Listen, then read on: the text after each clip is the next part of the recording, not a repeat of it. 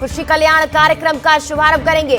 आज 10:30 बजे कृषि कल्याण कार्यक्रम का शुभारंभ करेंगे सीएम योगी। सीएम चरगांव में किसान सम्मेलन को संबोधित भी करेंगे। प्रेक्षागृह का लोकार्पण भी सीएम योगी करने वाले हैं। सीएम सूबे की 376 विधानसभाओं को आज कई सौगातें देने वाले हैं। लगातार सीएम योगी काफी एक्टिव हैं चुनावी वर्ष को लेकर भी, और साथ ही साथ योगी सरकार के कार्यकाल के 4 साल पूरे हो गए हैं। ऐसे में कई बड़ी सौगातें प्रदेश सरकार की तरफ से दी जा रही है। इसी के साथ सीएम योगी काफी एक्टिव हैं। 10:30 बजे कृषि कल्याण कार्यक्रम का शुभारंभ करेंगे सीएम योगी। चरगांव में किसान सम्मेलन को संबोधित करेंगे। गोरखपुर के 2 दिवसीय दौरे पर है सीएम योगी। प्रेक्षागृह का लोकार्पण भी सीएम योगी करेंगे। अब से कुछ ही देर में सीएम योगी का कार्यक्रम शुरू होने वाला है। सूबे की 376 विधानसभाओं को आज कई सौगात मुख्यमंत्री योगी देने वाले हैं। लगातार सीएम योगी काफी एक्टिव है।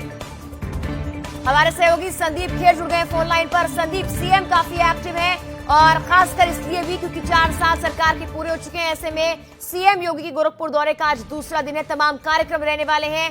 क्या अपडेट मिल पा रही है संदीप? बिल्कुल, देखिए, कहीं ना कहीं से इस दौरे को बेहद ही खास माना जा रहा है। जिस तरह से लगातार मुख्यमंत्री योगी आदित्यनाथ पर्यटन को, धर्मार्थ को लेकर और अन्य विकास कार्यों को लेकर लगातार सक्रिय नजर आए, और उन्होंने तमाम तरह की कोशिशें भी करी हैं कि हर एक जगह का समुचित विकास होना चाहिए। उसी में जिस तरह से देखिए आज इनका ये दौरा है, ये भी काफी अहम माना जा रहा है, क्योंकि पहले ही कहा गया था कि वहां पर पर्यटन को लेकर कई तरह की जो संभावनाएं हैं उसको तलाशा जाएगा। और साफ तौर पर देखिए आज जिस तरह से वो वहां पर कृषि कल्याण कार्यक्रम का शुभारंभ करेंगे, आपको बता दें 10:30 बजे इस पूरे कार्यक्रम का शुभारंभ किया जाएगा। और कहीं ना कहीं से देखिए किसानों के लिए जो लगातार एक आंदोलन चल रहा था, कहीं ना कहीं से उसको जो कह सकते हैं उसकी एक छवि को सुधारने का प्रयास किया जा रहा है। क्योंकि जिस तरह से मुख्यमंत्री योगी आदित्यनाथ ने पहले ही साफ तौर पर कह दिया था कि ये जो कृषि कानून है ये कहीं से भी किसान विरोधी नहीं है। आपको बता दें इसके बाद ये किसान सम्मेलन को संबोधित करेंगे और वहीं पर जिस तरह से प्रेक्षागृह का लोकार्पण भी करेंगे। 2 दिवसीय दौरे पर मुख्यमंत्री योगी आदित्यनाथ ने, आपको बता दें कि यहीं से विधानसभाओं में जो पर्यटन की योजना के तहत कई तरह की सौगात दे रहे हैं, और इसी के साथ साथ आने वाले समय पे भी वहां पे विकास की किस तरीके से, रोजगार की किस तरीके से योजनाएं हो सकती हैं उनको लाया जाएगा, और हर एक संभव जो है वो सरकार की तरफ से करने का प्रयास किया जा रहा है। संदीप, इस कार्यक्रम के दौरान कौन से बड़े चेहरे सीएम के साथ मौजूद रहने वाले हैं आज?